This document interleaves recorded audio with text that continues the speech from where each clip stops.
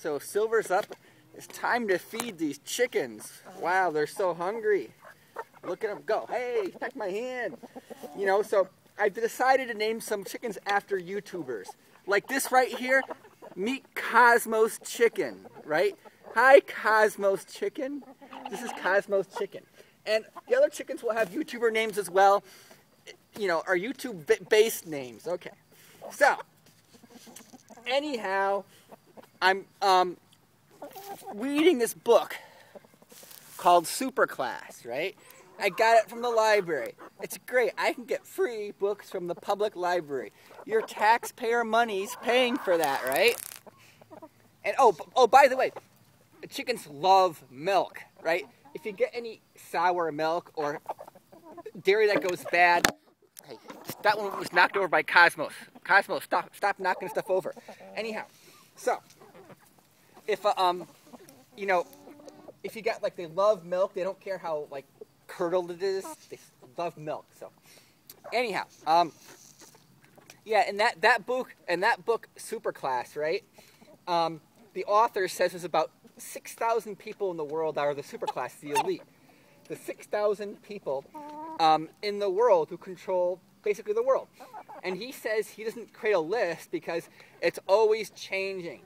For example, in these approximately 6,000 people, you might have someone who's only on the list for a few months, right? Someone becomes, you know, temporarily gets an extra boost of power or money, and they have this influence for only several months, and then they're off this list. I mean, they're still powerful, but they're not, quote, the superclass. You know, you could have people where there's several generations where they're on the superclass. But you also can have things where, you know, there's no guarantee the next generation will be on the superclass. So they have to constantly, you know, kind of fight or claw their way or whatever, stay in the pecking order for the superclass, right? It's an interesting book because he offers like, quote, the conspiracy without like a conspiracy, right? I mean, on the one hand, you got like the Alex Jones types, you know, the David Icke, where they say like these elite they're like the spawn of Satan or even reptilians, right? And this guy, that book, he's like more like a cheerleader.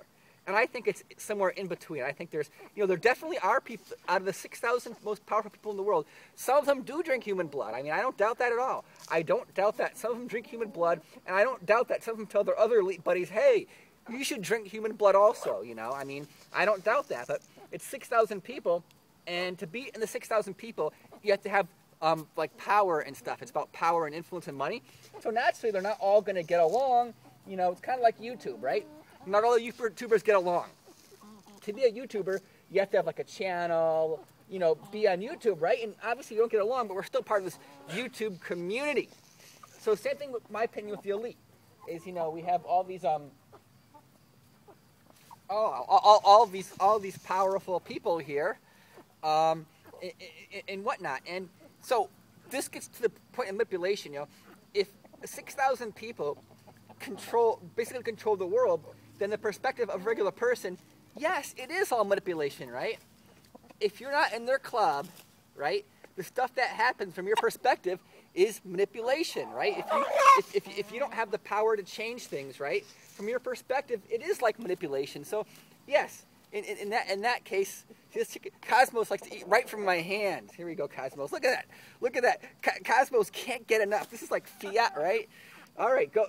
Wow, look at this hungry chicken. Look at this, sticking the head right in here.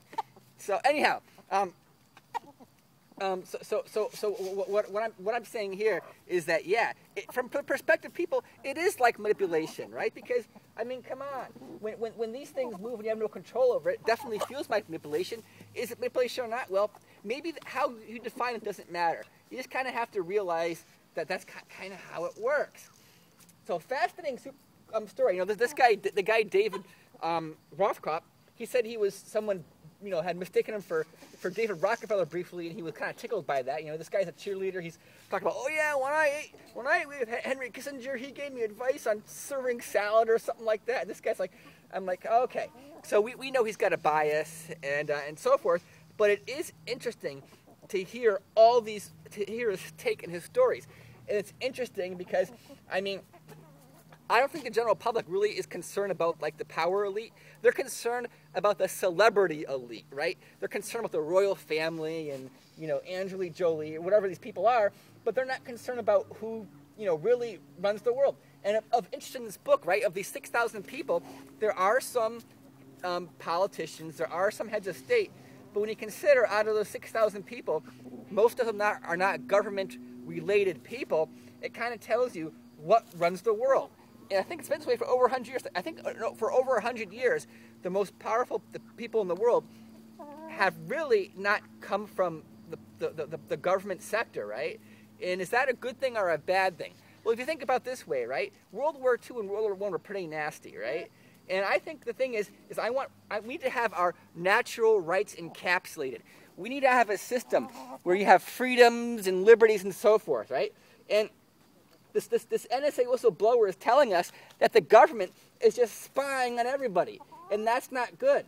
So at one point with the U.S. Constitution, it was kind of like the government was like a champion for the people's rights. And you know, if the government's not going to champion the people's rights, I mean, you just got to say is as a regular person, right? I mean, you want to have your natural rights encapsulated.